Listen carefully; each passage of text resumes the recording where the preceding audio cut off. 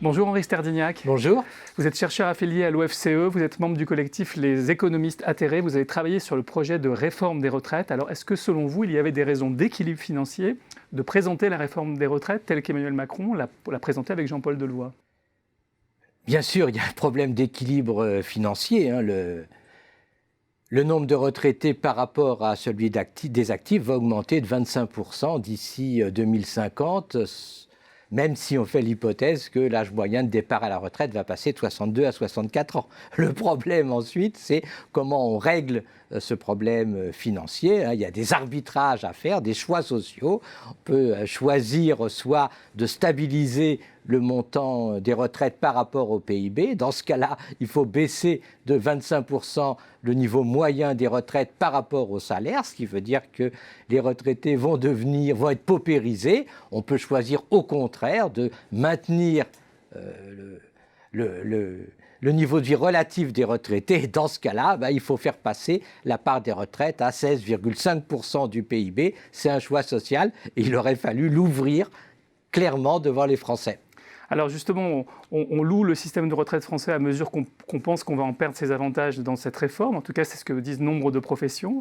Est-ce que ça veut dire que de toute façon, en réalité, les raisons démographiques faisaient que ce système, il appartenait au passé? C'est ce que vous venez de démontrer en quelque sorte. D'abord, il faut rappeler que le système français est un des plus généreux au monde, que les retraités ont le même niveau de vie que les actifs, qu'il n'y a que 7% de retraités pauvres contre 14% pour l'ensemble de la population. Donc c'est un acquis important. Bien sûr, il faut l'adapter à l'évolution démographique. Il faut se rappeler quand même que la France est un des pays où la dégradation démographique va être la plus faible parce qu'on a conservé un taux de fécondité satisfaisant. Et donc il faut faire un choix social.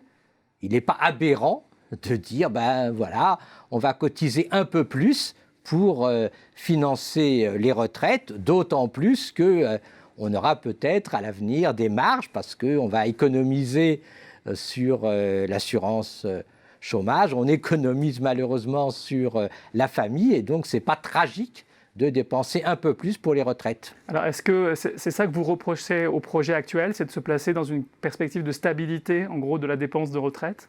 D'abord, oui. Il se place dans cette perspective, donc il a obligatoirement une forte baisse du niveau des retraites et on peut lui faire beaucoup de reproches. D'abord, on étatise le système, donc on écarte les partenaires sociaux du système, ce qui n'est pas génial. Par ailleurs, il n'y a aucune garantie pour les salariés de ce que sera le niveau de la retraite, parce que d'un côté, il y a un système qui se met en place avec des paramètres qui font que, immédiatement, lorsque le système fonctionnera à plein, le niveau des retraites va baisser d'environ 15%. Et ensuite, il n'y a aucune garantie pour les salariés que la valeur du point augmentera bien comme le salaire moyen. Or, il faut absolument que la valeur du point augmente comme le salaire moyen pour que le système ne se dégrade pas. Et donc, les salariés risquent d'avoir une double peine. D'un côté, ils devront partir plus tard à la retraite.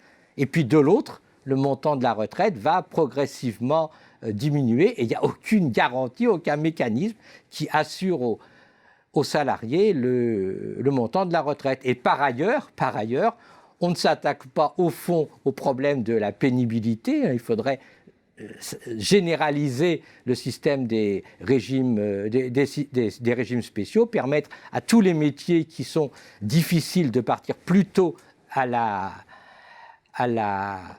retraite. Et puis, il faudrait, d'une façon ou d'autre, maintenir ce qui existe dans le système actuel, c'est-à-dire que le taux de remplacement est beaucoup plus élevé pour les bas salaires que pour les hauts salaires. Or, M. Macron, lorsqu'il a dit 1 euro cotisé doit toujours donner les mêmes droits, il s'est trompé parce qu'un système de retraite, il doit être, d'une certaine façon, redistributif. Il ne faut pas le même taux de remplacement pour les bas salaires et pour les hauts salaires. Merci beaucoup, Henri Sterdignac, d'être venu nous apporter votre éclairage sur ce qu'il faudrait changer, selon vous, dans la réforme des retraites.